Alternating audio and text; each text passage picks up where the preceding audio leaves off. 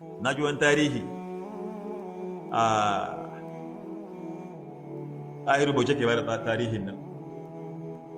ga kuwa aka ce idan an samu shaida a bakin makiyinka ƙarshen shaida kenan. Mun san tsakanin Tahir Baki da Abu Hakuri ko ba ka ba, har ya mutu har gobe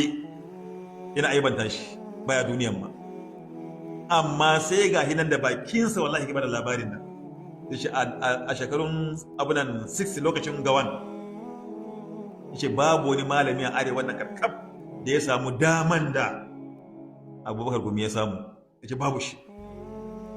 yace kuma shi kuma sai ya amfani da damar da ya samu shi kuma yayi abin da ya kamata yi.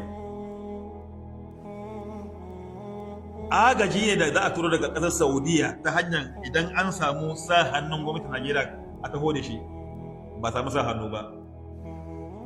agaji da ba kawo ba ke ne ya makale.